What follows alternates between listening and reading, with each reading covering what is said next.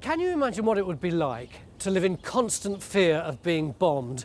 Not the occasional risk from a terrorist, but an ever-present threat to destroy you, your family, and everything around you. In 1940, that's what it was like for everyone in Britain when the German Luftwaffe unleashed their campaign of terror. Most people alive today have no idea what it was like to live through the Blitz.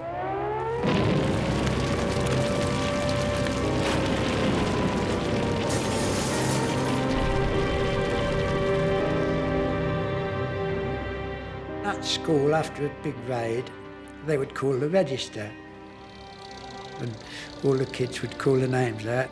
Sometimes there'd be a pause. Where's so-and-so? Oh, they're dead, miss. Their house was hit last night. Now, to mark the 70th anniversary, we're going to tell the whole story of the Blitz as it's never been told before.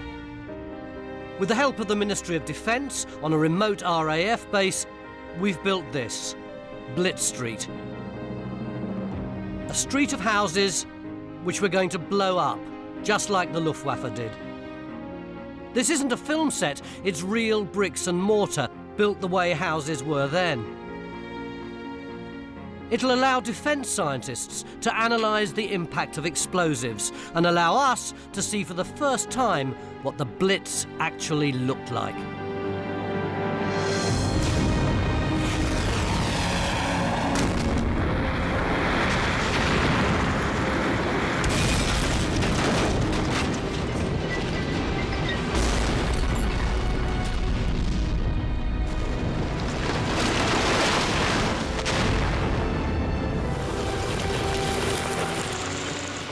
And these aren't Hollywood pyrotechnics, they're real bombs.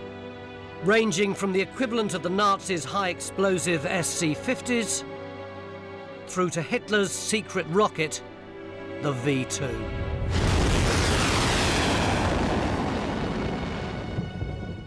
We'll witness exactly what those bombs did to streets like this. We'll discover whether you'd be better off under the stairs or in an Anderson shelter. We'll explore the cat-and-mouse battle between the bombers in the sky and the civil defences on the ground. Ultimately, we'll find out why the Nazi Blitz failed and why people who lived in streets like this faced the nightmare of total war and came out stronger. It was a time at which the British people were asked a very straightforward question: what were they prepared to die for?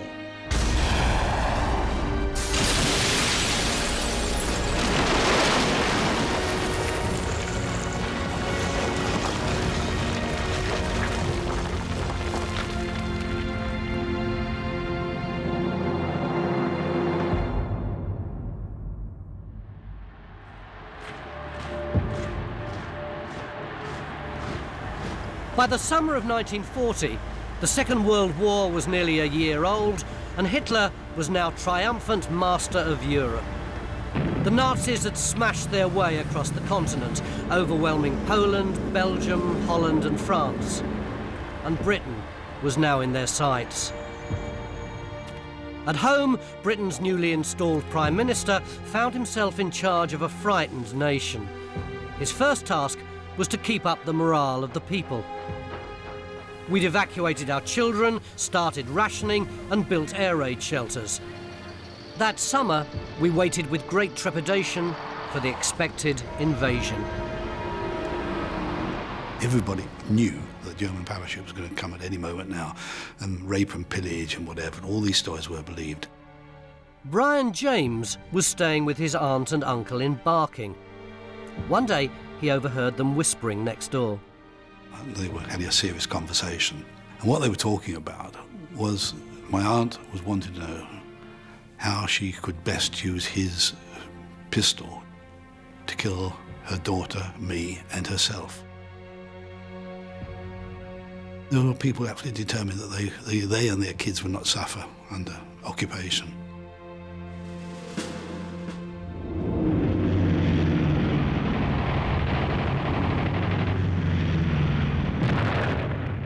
The war in the skies over southeast England had been going on for months. The Luftwaffe were pounding RAF airfields, radar stations and supply depots to gain air superiority in advance of the invasion of Great Britain. Hitler amassed hundreds of planes just across the Channel. The people feared the bombers would one day turn on them. The German air power has been brought so close to our island that what we used to dread greatly has come to pass, and the hostile bombers can be escorted by their fighting aircraft. At home, everyone was preparing for the worst.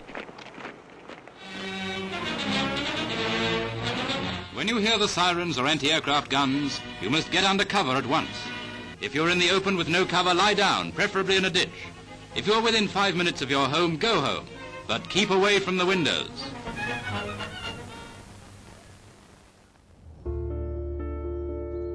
Despite government advice, no one really knew how much protection their homes would provide from German bombs. Blitz Street will help us understand what they faced. It's just like a typical row of houses back then, built between the wars for the growing industrial population. We've used the same traditional building techniques. Lime mortar rather than cement, and unlike modern houses, no cavity walls. We've used the same original materials too. Slates for the roof and cast iron guttering.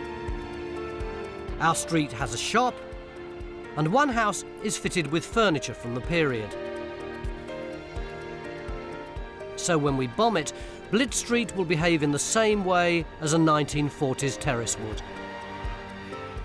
And in the back garden, we've even installed a real Anderson shelter. Our street's also rigged with blast gauges, so for the first time we'll be able to measure the power of Second World War bombs. High-speed cameras operating at 1,000 frames per second will show us close up and in detail the behaviour of each blast. As you can see, they're wrapped in these blast-proof housings, and they're to help us analyse the explosion, things like the shockwave and how the shrapnel flew about. It should be able to help us understand things like why, for instance, one survivor says that she ended up without any clothes on. They were ripped off her during the blast, and other people got a mouthful of soot or ended up on the roof of their house.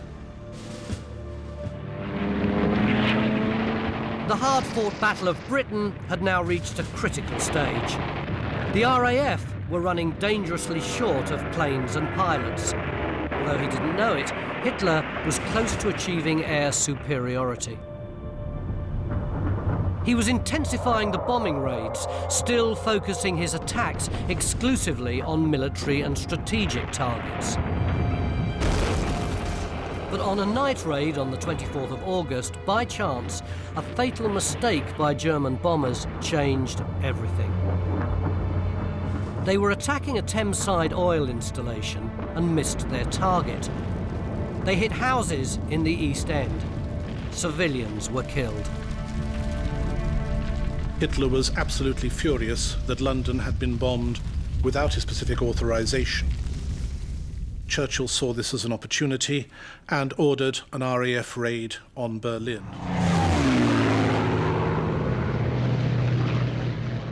On the night of the 25th of August, about 80 British bombers bombed Berlin.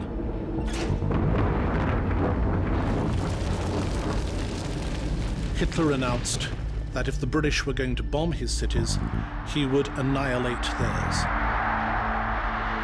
Und wenn die britische Luftwaffe 2 oder 3 oder 4.000 Kilogramm Bomben wirft, dann werfen wir jetzt in einer Nacht 150, 180, 230, 300...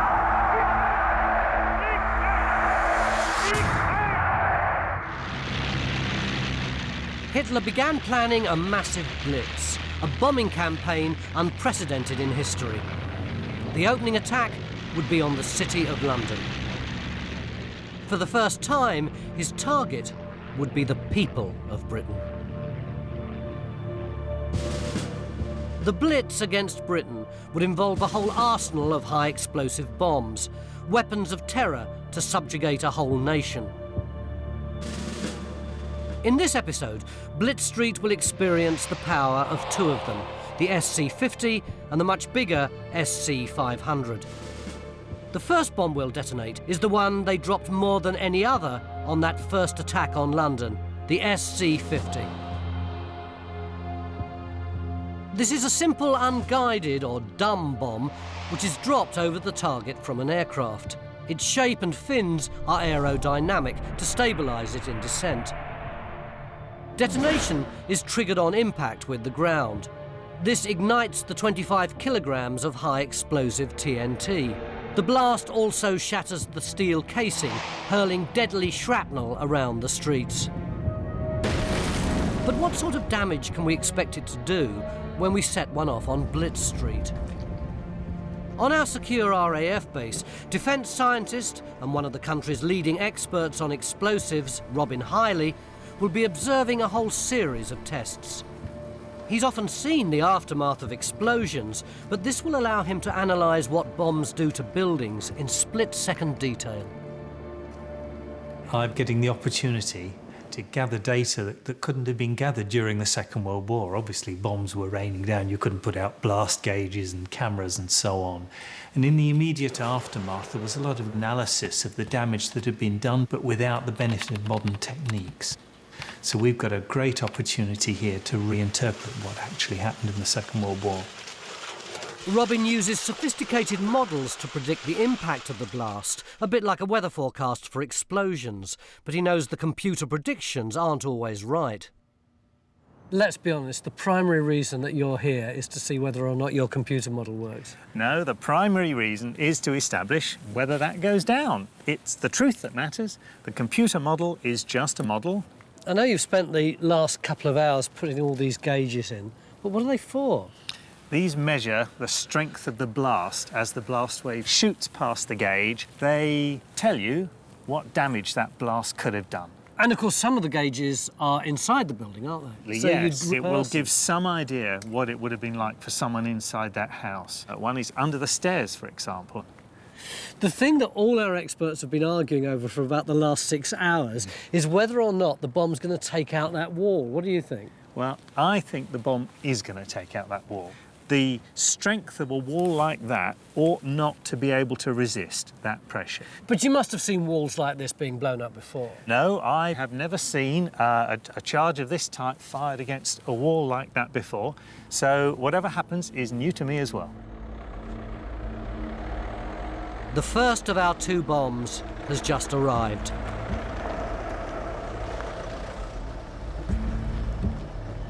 It's our very own SC-50. Is that it? That's it. Doesn't look that fierce, really, does it? I wouldn't want to stand beside it when it goes off. What about now? No, it's perfectly safe now. Ian Graham has been setting off bombs on this base for years. He'll be responsible for the detonation. There's only us lot left here now. Everyone else has been cleared off the pad. Not surprisingly, it's both unsafe and against the law for civilians to drop bombs from planes, so we'll be placing them on the ground instead. The effect has been calculated to be the same as the ones dropped by the Nazis that detonated on impact. So while they set the bomb, I'm off to the safety of a bunker, a few hundred metres up in this direction. Just imagine how it must have felt on that first day of bombing, now known as Black Saturday.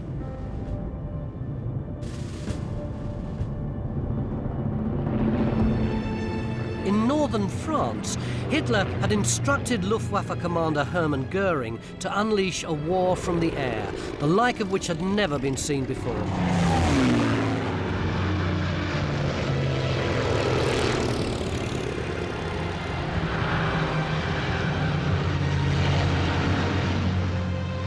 On September the 7th, 1940, in the late afternoon sun, hundreds of bombers headed for London.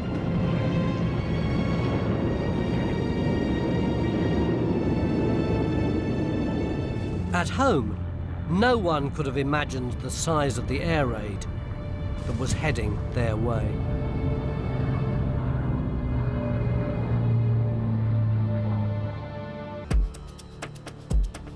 On our Blitz Street, a copy of a German SC-50 bomb is in place. It contains 25 kilograms of high-explosive TNT, and it's going to help us to find out the effects of those bombs deployed on that first raid of the Blitz. This is the most dangerous time. Project manager Ian is preparing the detonation. He won't even wear a watch in case it sets off the bomb. I'm in the bunker with defence scientist Robin Hiley. I'm ready. But the people of our capital weren't. Despite the war, Londoners were out that Saturday, enjoying a balmy Indian summer. Lovely day, nice and warm. I'm looking down the Thames because we were quite high up where we were. On that first day, 18-year-old George Wheeler was a fireman based in Hackney in the East End of London. When I looked up, first of all I saw the contrails in the sky where the fighters were up and they were attacking the German fighters. And in the middle of all of this, I suddenly saw all these black specks beginning to appear, literally hundreds of German bombers. All of a sudden there was a drone in the late afternoon, a drone of planes, and the sky was literally filled. They thought the planes would come over the channel, then they'd start to separate and make for separate airfields. They didn't. That slow column droned towards London, and it was obvious it was just like an arrow making for the heart of the capital.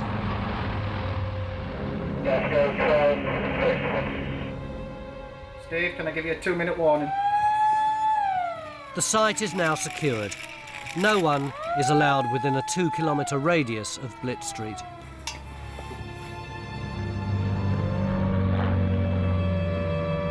The first sirens of the Blitz sounded at 4:43 in the afternoon. They'd gone off many times before, but the nightmare everyone feared was about to become a reality.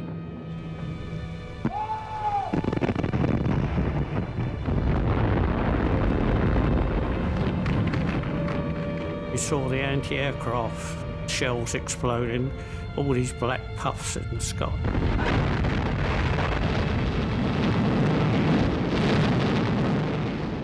Then the next thing we heard was the whistle, and the bombs started coming down.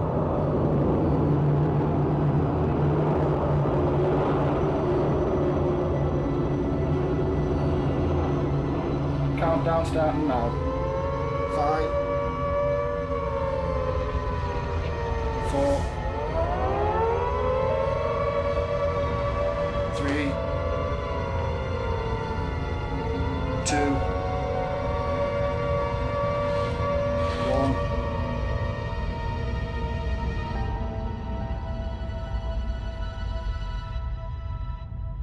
Fire.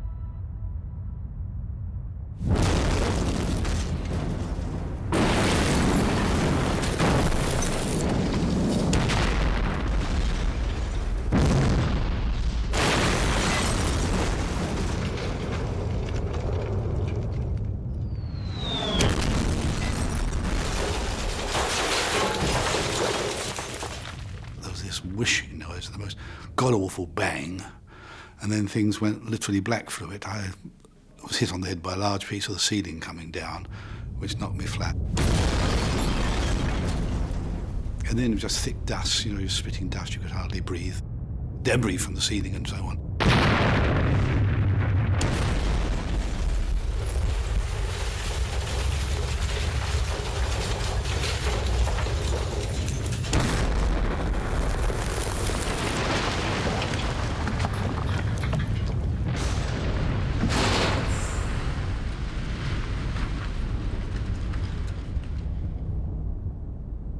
I'm about to find out what the first bomb has done to our street. But it'll be interesting to see what we've got when we get there. What strikes me is that this really gives you a taste of what it must have been like on that day that became known as Black Saturday. Nobody knew what was going to happen, and once the bombs were dropped, they didn't know what the effect was going to be. It was the start of a new era. After that, there were going to be people chucking bombs everywhere all the time. If you pull up here, Tony, I'll go and have a quick look round, make sure everything's safe. I wouldn't go too close. Yeah. Well, it's really eerie with that pram there, isn't it? It is. I'll have a quick look round and then I'll give you the thumbs up once it's safe.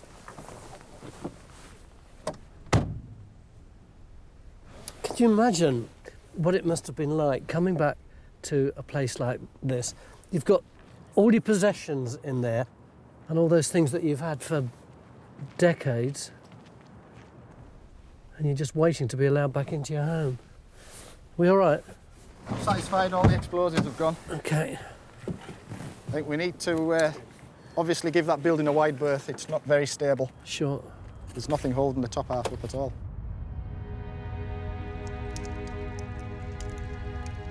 When the raid was over, everything in the place was wrecked. So the lovely cushions and curtains were just shreds, just hanging shreds.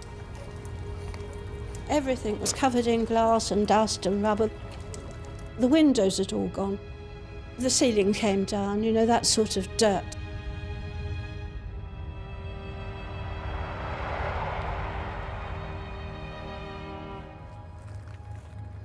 I know a lot of people said that when they saw houses in this state, they reminded them of dolls' houses. I can really see what they mean.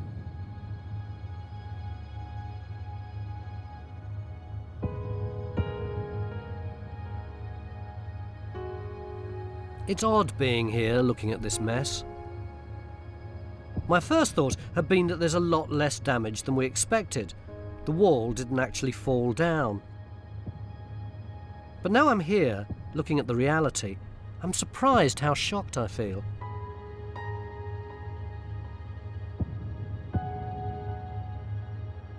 Imagine street after street of this, not knowing if your nearby friends or family were dead or alive.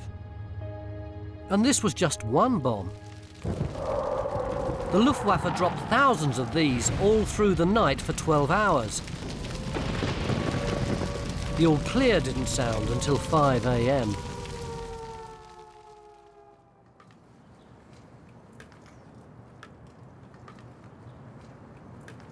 That morning, they started to count the casualties of the raid. 1,600 people seriously injured, 430 dead. The scale and devastation after that first night of bombing was shocking.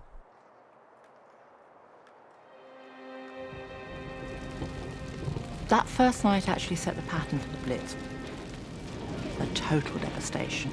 The warehouses around the docks burned, and so it was that pool of London round Victoria Docks. Silvertown, Poplar, East Ham, West Ham, Stepney. Those were the places that got it that night. But it's the terrible human cost of bombing that fireman George Wheeler remembers from being on rescue duty that morning. There was mums, grandparents, children, but the hardest part was babies.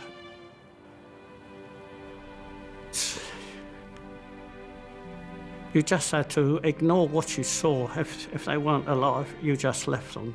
If they were alive, you got them out and you took them and you laid them on the pavement so that the ambulances could take them away to hospital.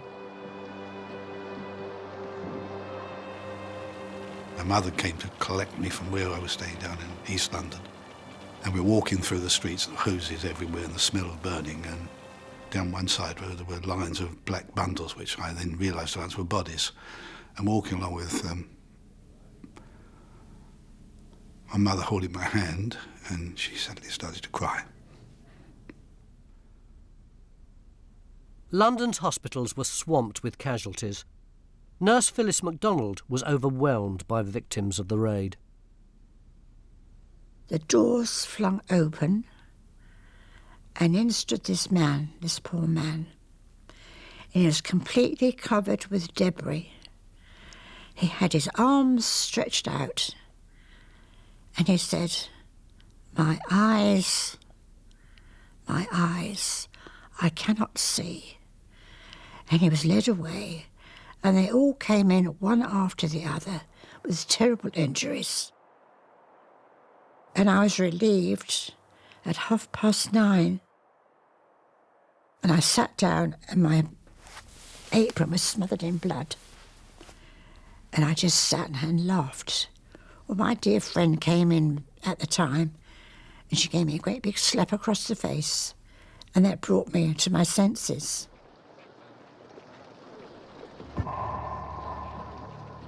The idea was to destroy the enemy psychologically as much as physically. And the shock effect of bombing was an important part of this. Churchill came the next morning to have a look at it. And he was absolutely horrified by what he saw. I mean, it was just the sort of war picture that you imagine, a picture of total war. It was Armageddon, it really was that night.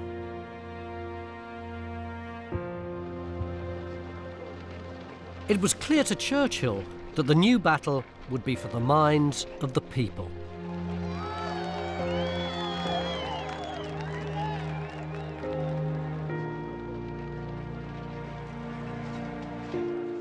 Winston Churchill said, Hitler knows he must break us in these islands or lose the war.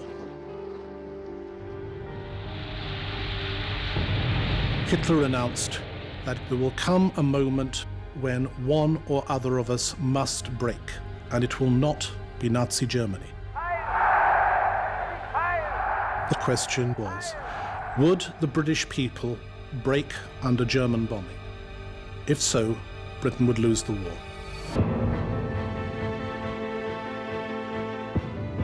Blitz Street has suffered damage from its first bomb attack. But now it can help us reveal what happens in those moments when a bomb detonates.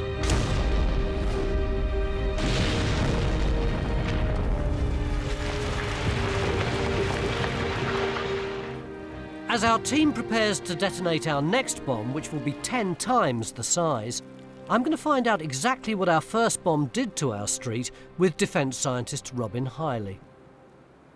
Technically, what's happened here?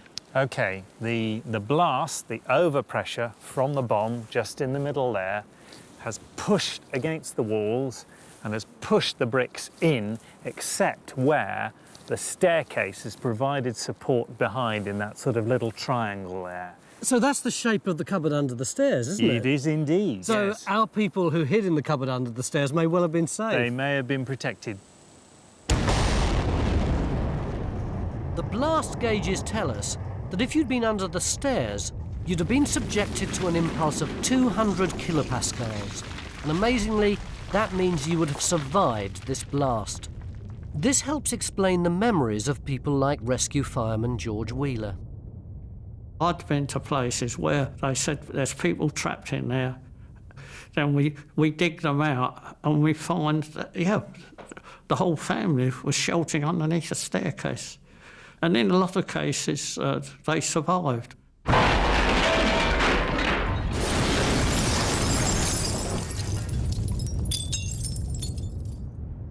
What I find really impressive is the state of the terrace opposite. You've got the windows blown out, the doors, but most incredibly, all that pitting on the brickwork. What would have caused that? Well, pieces of the casing of the bomb, accelerated by the explosion, travelling faster than bullets, would have flown in, whacked into the side of the wall, knocked pieces of the brick out. People could have died on the other side of the street, couldn't they? Oh, if they were hit by one of those fragments, yes, certainly. People can survive blast, but shrapnel is more deadly. Just watch it fly off from the bomb casing past the houses. Fragments are travelling at an astounding 7,000 miles an hour. That's almost 10 times the speed of sound. From this angle, look at the far end of the terrace on the left. You can see the shrapnel tear into the brickwork. Even a minute fragment could kill you.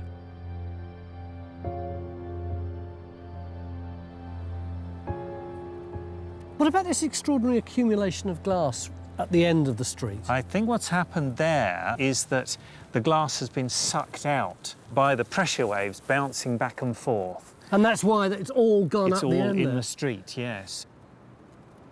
One other thing that really strikes me, amid all this chaos and debris, you've got this 1 pint bottle of milk that's completely untouched. Yes. It's odd, isn't it? It looks like a really defiant, optimistic gesture that you've still got your pint of milk there.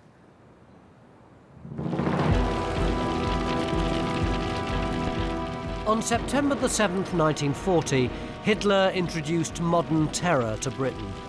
Everyone on the home front was now at risk.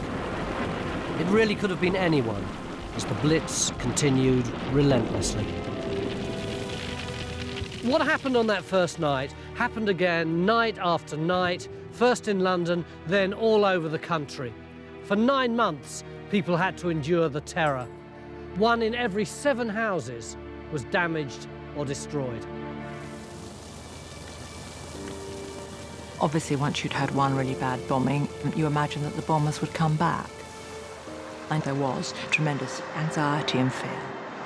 And there was also anger. I think people felt very defenceless after that first night because they seemed to be at the mercy of the German bombers. During the first raid, only 92 guns defended the whole of London. But Churchill rapidly reorganised and improved defences. Within 4 days, twice as many guns were available, under orders to fire at will. Barrage balloons were also put up. Churchill hoped that this might lift the spirits of the British people. For young women in the Royal Artillery, like Dorothy Hughes, it was a difficult time.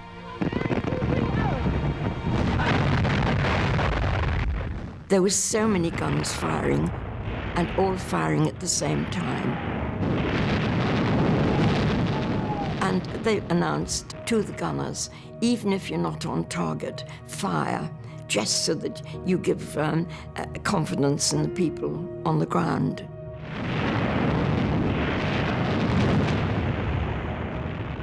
The Blitz was becoming a battle for the morale of the civilian population. And in that battle, Britain had a trump card, the speeches of Prime Minister Winston Churchill. The next day, he addressed the nation. We must regard the next week or so as a very important week in our history. Every man and woman will therefore prepare himself to do his duty.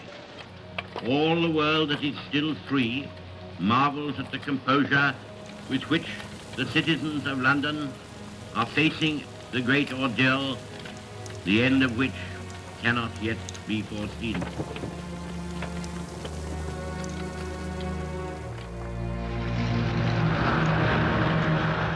The Luftwaffe were now attacking London relentlessly, and they'd also changed their tactic. They'd switched to exclusively night bombing, making British fighters less effective against them.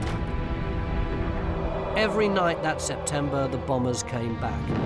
Occasionally 50, but sometimes as many as 300. They brought with them bombs like the SC-50, and even bigger ones like the SC-500.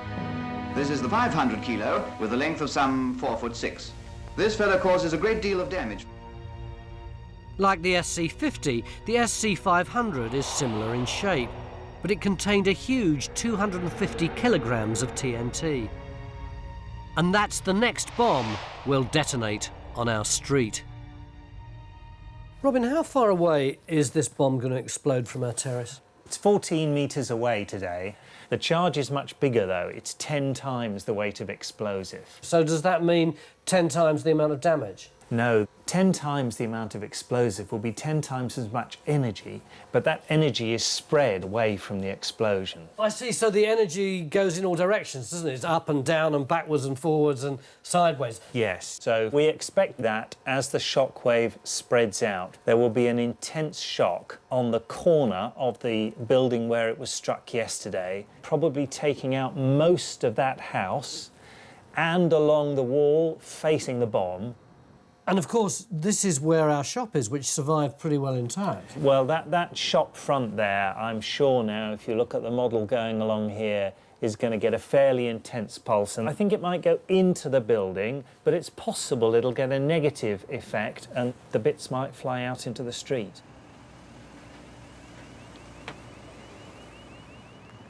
All this, 10 cardboard boxes of TNT, comprise today's bomb. The last bomb did that. This bomb has got 10 times more explosives in it, which they're going to put on there. The 250 kilograms of TNT won't be put in a casing this time. If we did, the fragmentation from a bomb of this size could damage other buildings on the site up to 1 kilometre away. Though the blast will have the same effect on Blitz Street. Gaskell 12. Can I give you a 2-minute warning? This bomb is so big, only some of the Luftwaffe's Heinkel bombers carried them on raids. Instead of carrying 40 SC-50 bombs, they could only deliver 4 enormous SC-500s.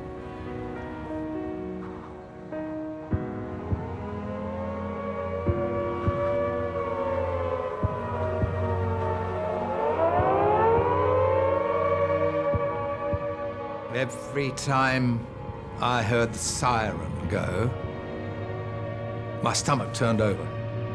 Patrick Child was 8 years old, living in Wandsworth with his family. Everybody's dead, it's not just me. You know, you get this awful feeling, oh. Another air raid siren would go. We had loads and loads of bombers coming over. They were frightening. You could see them and hear them. These Germans are getting closer, quite terrifying. So we dived under the kitchen table. Sounds a silly thing now because it wouldn't have made the slightest difference if we just sat in an armchair, I'm sure. But you just had to try and protect yourself.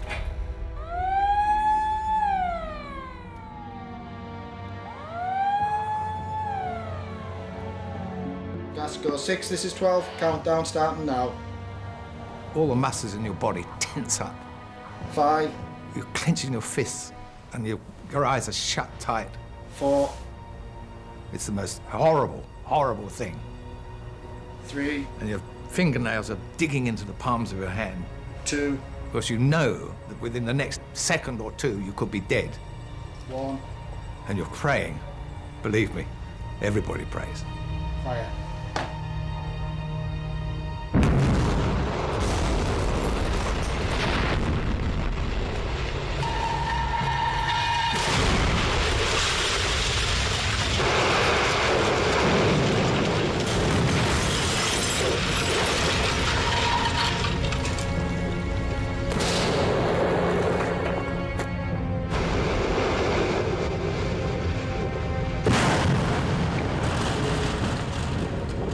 This bomb blew the top floor off of our building, and the shock of the explosion was really awesome.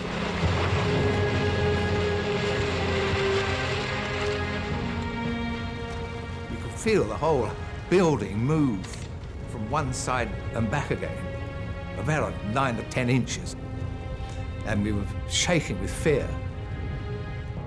It's hard to describe the horror. Just utter terror. I felt as if the whole world had caved in. It felt like an earthquake underneath your feet. The ground shuddered.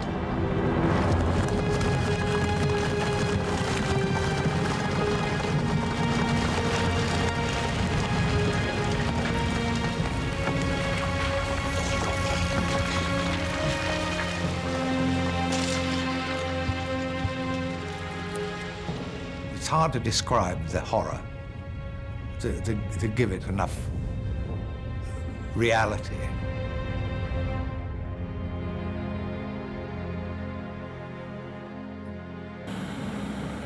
We've just exploded our second bomb on Blitz Street, the equivalent of the German SC-500. It contained 10 times more high explosive than our first bomb, a massive 250 kilos of TNT. Oh, bit of a mess.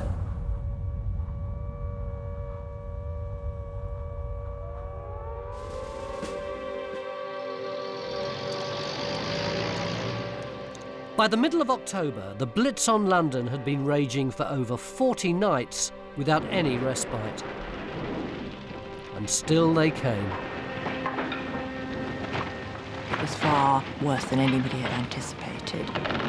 Every night there were bombs. There was debris everywhere, ambulances, fire engines, and of course people had lost their homes, they'd lost their possessions. So there really was complete chaos.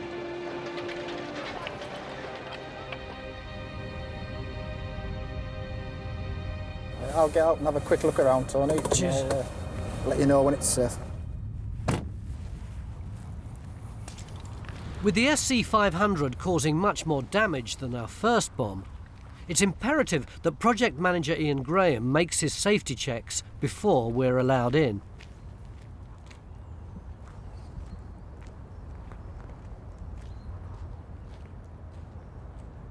How are we doing? It's all clear. It's even more eerie than before.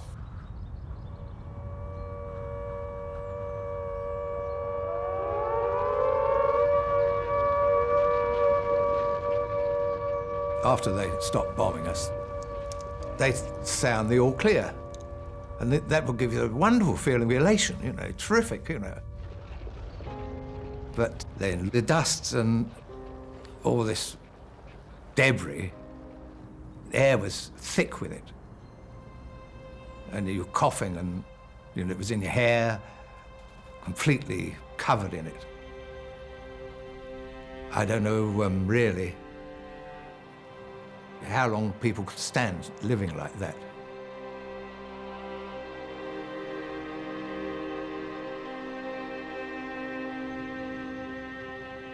Look at the state of the roof. It's almost as though it describes the actual force of the power. It's a good example of progressive collapse of a building. The collapse has started at this end, progressively moved along the structure, and the last house is almost intact. I'll tell you one thing, the corner of that building has stayed absolutely robust, hasn't it? Structurally, yeah. We thought that that was going to be blasted right away. Just watch your footing. I don't think anybody should walk down that street. That front wall doesn't look very safe. What, this one here? Yeah. It is pretty bowed, isn't it? At this end of it, yeah. It's still tied in at the party walls, but it doesn't look very safe to me. Hey, look around here. Look at this. That other milk bottle still survives. Still survive. Go on, my son. Defiant. We've seen the aftermath of the SC-500, but now defence scientist Robin Hiley can look at our specialist slow-motion footage in order to examine the anatomy of these blasts as they've never been seen before. The first thing we see is a very, very intense fireball. The shockwave strikes the end of the building, much more powerful than last time, and it looks as if it may have got into the roof space from the far end and is pushing the roof tiles away from the roof. Here we're inside the shop as the blast wave comes down the street, followed by the fireball. So what is that that's actually coming in through the door? It's almost like a ghost coming through the door. It's the blast wind that follows the shockwave, and dust, and part of the fireball actually curls around into the room. You can imagine a person would have been pushed by the blast and thrown around. Many injuries were caused by people being thrown against something else.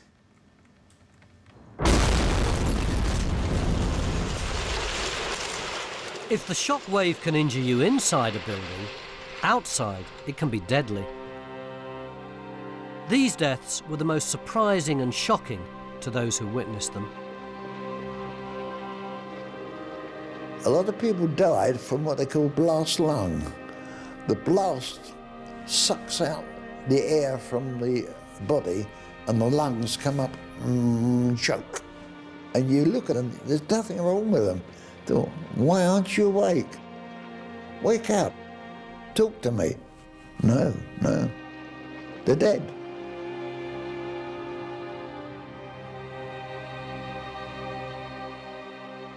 The bus outside, that got blasted. And when my sister saw it, she said, I thought they were all sitting there waiting, but they were all dead. Because she thought they were just sitting there, what are they waiting for, you know? And the policeman said, they're all dead, blast killed them all. The ambulance men brought this poor soul in. She was stuck to a door. She had nothing on except her underclothes. Her arms are outstretched, so she'd been crucified. And the husband stood with her and he was absolutely sobbing. He said, please, don't tell me my wife is dead. But she was. She'd been blasted up against the door. And he just stood and he sobbed.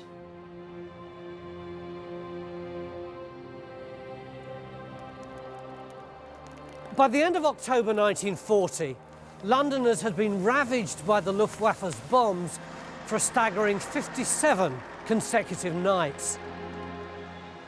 But despite the thousands dead and injured, Londoners were learning to cope both mentally and emotionally.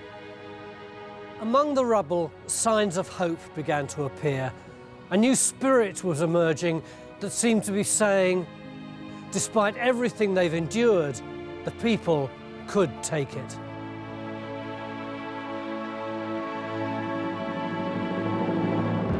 Next time, the story of the Blitz continues.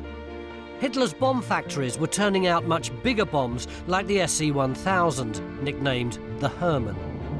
This will be the next bomb to hit Blitz Street. It's bombs like these that were used to try to wipe the city of Coventry off the face of the earth. And in London, the Luftwaffe began a horrific new campaign, attacking the capital with deadly firebombs.